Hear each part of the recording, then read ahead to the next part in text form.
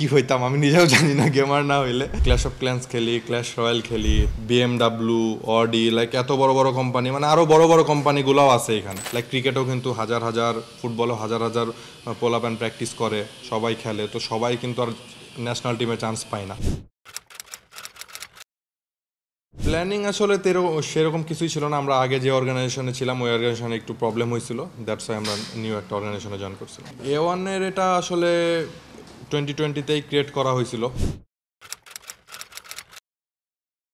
A1 স্পোর্টসের এখন আমি হইতেছে ওনার, অ্যান্ড A1 স্পোর্টসের আইজিএল হিসাবে আছে, অ্যান্ড আমাদের ম্যানেজমেন্ট আছে, অ্যান্ড আমাদের প্লেয়ার আছে। চ্যালেঞ্জিং আছে বিকজ আমাদের অডিয়েন্সের একটা এক্সপেকটেশন আছে A1-এর উপর, যে A1 সবসময় ভালো কিছু করবে বা বেটার কিছু করবে। সো ওইখান থেকে একটা এক্সপেকটেশন অডিয়েন্সের থাকে, আর ওই দায়িত্বটা আমার উপরে বেশিরভাগ টাইমে থাকে। সো টিমের সব কিছু ম্যানেজ করা, অ্যান্ড আদার্স সব কিছু ম্যানেজ করা, পারফরমেন্সের দিকটাও ম্যানেজ করা, বিকজ আমিও যেহেতু খেলি।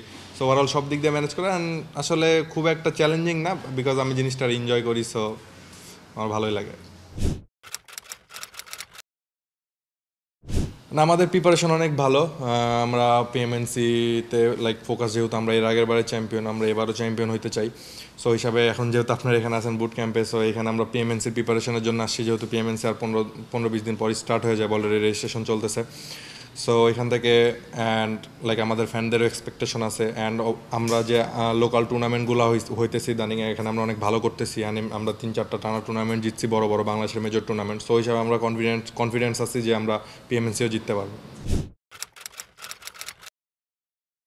না, আমার কাছে ব্র্যান্ড ডিলস আসে বলতে কি, আমার মনে হয় এই জিনিসটা তার অনেক বেশি ইমপ্রুভমেন্ট দরকার আছে, বিকজ আমরা যদি বাইরের দেশের সিনারিও দেখি, ওইখানে কিন্তু অনেক বড় বড় ব্র্যান্ডসরা আছে, মানে লাইক সব ধরনের, লাইক আমাদের সাথে কমপ্লিট করে ওদের বিএমডাব্লিউ, অডি, লাইক এত বড় বড় কোম্পানি, মানে আরও বড় বড় কোম্পানিগুলোও আছে এখানে। সো বাংলাদেশে ওই হিসাবে এখনও অনেক জিনিসটা গ্রোয়িং, বাট এই জিনিসটা আসলে আমরা সবাই চাই গ্রো হোক, বিকজ এই জিনিসটা থেকে প্লেয়াররা মোটিভেট হবে। সো এখান থেকে ব্র্যান্ড ডিল যদি আসে, ওখান থেকে কোনো কিছু সাপোর্ট পাই, তো ওই দিক থেকে আর কি জিনিসটা অনেক ইমপ্রুভমেন্টের দরকার আছে।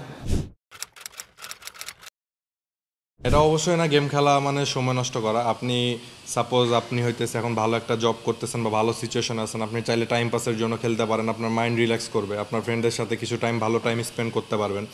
আর যারা আছে স্পোর্টস সেক্টরে খেলতে চায়, স্পোর্টস সেক্টরে বেটারমেন্ট আনতে চায় বা স্পোর্টস সেক্টরে বেটার করতে চায়, সেখানে হিউজ একটা চান্স আছে, বিকজ এই মার্কেটটা অনেক বড়। সো এখানে চাইলে সবাই আসতে পারে, বাট এই যে ফ্যাক্ট যে সবাই তো আসলে ওই রকম লেভেলে আসতে পারবে না, বা ওই রকম যে টাকা পয়সা ইনকামের ব্যাপার আসে, ওইটা অনেক টাফ, বিকজ লাইক ক্রিকেটও কিন্তু হাজার হাজার, ফুটবলও হাজার হাজার পোলাপান প্র্যাকটিস করে, সবাই খেলে, তো সবাই কিন্তু আর ন্যাশনাল টিমে চান্স পায় না। বাট যারা পায় তারা তো দেখেনি কেমন সিচুয়েশন, তো জিনিসটা সেম এইদিকেও আর কি।